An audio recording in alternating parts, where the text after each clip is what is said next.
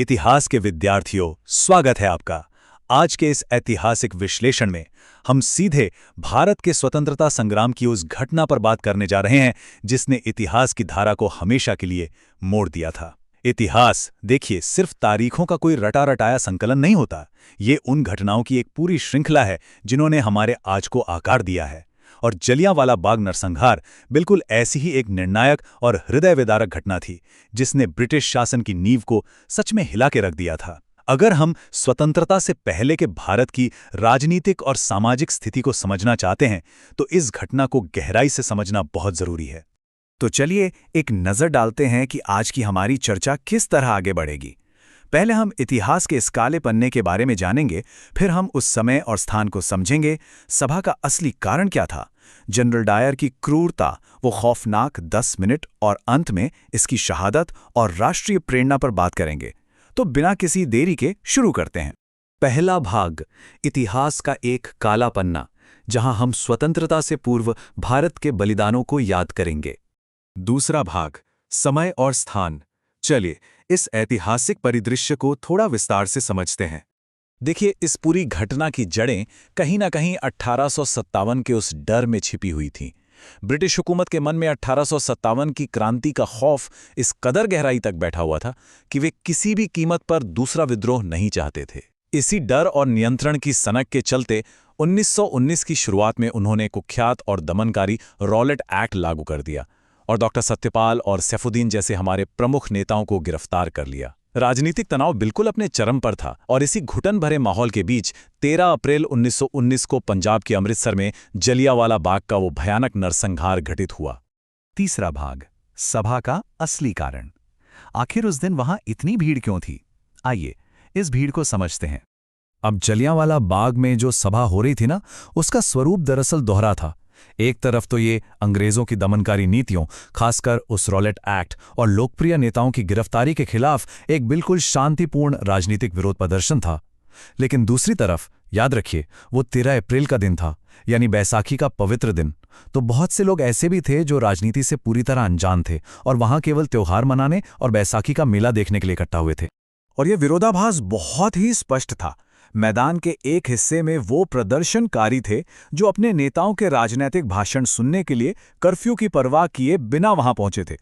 लेकिन जरा सोचिए, उनके ठीक बगल में निहत्थे मासूम परिवार थे। इन परिवारों में छोटे छोटे बच्चे, महिलाएं और बुजुर्ग शामिल थे जिनका किसी भी विद्रोह या राजनीति से दूर दूर तक कोई वास्ता नहीं था। वे बस मेले की रौनक देखने आए थे। और सच कहूं तो यही बात इस त्रासदी को और भी ज्यादा अमानवीय और दर्दनाक बना देती है। चौथा भाग, जनरल डायर की क्रूरता। देखते हैं कि इस नरसंहार की चिंगारी आखिर कैसे भड़की। तो होता क्या है कि ब्रिगेडियर जनरल रेजिनाल्ड डायर इस तथाकथित विद्रोह को कुचलने के लिए बाग में पहुंचता है। जब उसने इतनी बड़ी भीड़ देखी तो वो बुरी तरह बौखला गया। उसके दिमाग में वही 1857 का डर हावी था। उसे लगा कि भारतीय फिर से एक बहुत बड़ा विद्रोह करने वाले हैं, और इस आवाज को हमेशा के लिए कुचलने के इरादे से उसने क्या किया, वो ठीक उस समय बाग में पहुंचा जब मंच पर भाषण चल रहे थे, और क्रूरता की सारी हदें पार करते हुए उसने भीड़ को वहां से चले जाने की एक भी चेतावनी नहीं दी। जी हां, कोई चेतावनी नहीं। उसने बस उन सभी लोगों को उसी मैदान के अंदर चारों तरफ से फंसा लिया। पांचवां भाग, खौफनाक 10 मिनट। अब हम इस घटना के उस भयावह चरम की बात करेंगे। अब आने वाले इन आंकड़ों पर जरा ध्यान दीजिएगा। 5000 ऐतिहासिक अनुमान हमें बताते हैं कि उस दिन जलियांवाला बाग के उस अपेक्षाकृत छोटे और सीमित से मैदान में लगभग 5000 लोग इकट्ठा थे। जरा कल्पना कीजिए, एक संकरी जगह में इतनी भारी भीड़ का होना ही इस बात का संकेत था कि कोई भी सैन्य कार्रवाई पल भर में एक बड़े जनसंहार में बदल सकती है। 90 इस विशाल भीड़ का सामना करने के लिए जनरल डायर पूरी तैयारी के साथ आया था। उसने ठीक 90 पूरी तरह से हथियारबंद ब्रिटिश सैनिकों के साथ बाग को घेर लिया, और उन सैनिकों ने बड़ी ही रणनीतिक रूप से मोर्चा संभाला ताकि अंदर से कोई भी इंसान बाहर ना निकल सके। 1650। सच कहूं तो यह आंकड़ा रोंगटे खड़े कर देने वाला है। बिना किसी उकसावे के ब्रिटिश सैनिकों ने उस निहत्ती भीड़ पर अंधाधुंध गोलियां बरसानी शुरू कर दी। कुल 1650 राउंड गोलियां दागी गईं। वहां मौजूद बच्चों, बूढ़ों, महिलाओं, किसी पर भी कोई रहम नहीं किया गया। गोलियों की आवाज और चीख पुकार से पूरा बाग गूंज उठा और वो पूरी जगह खून से लाल हो गई। 10 और सबसे अहम बात यह है कि मौत का ये तांडव, गोलियों की ये लगातार बारिश पूरे 10 मिनट तक बिना रुके चलती रही। जरा उस मंजर के बारे में सोचिए।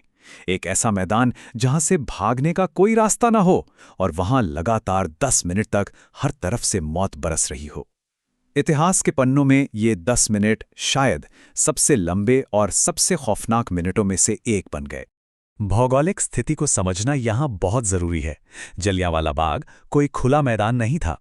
ये चारों तरफ से पक्के मकानों और ऊंची दीवारों से घिरा हुआ एक बंद इलाका था।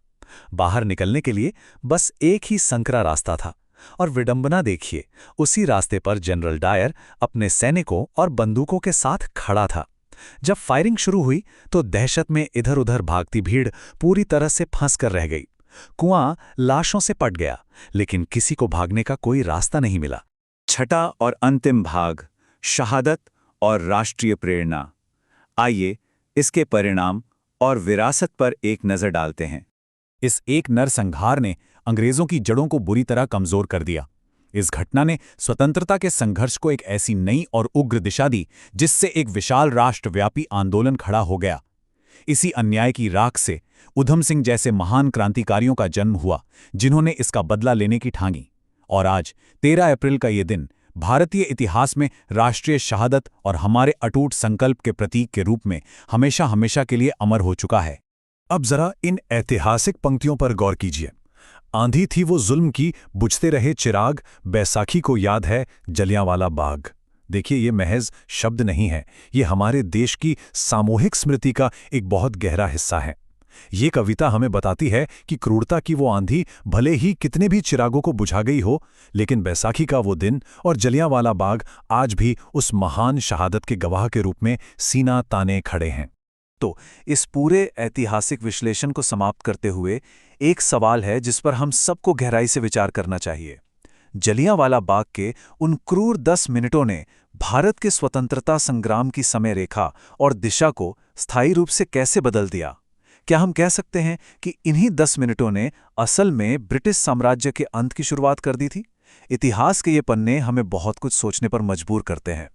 इस ऐतिहासिक विश्लेषण में हमारे साथ जुड़ने के लिए आपका बहुत बहुत धन्यवाद।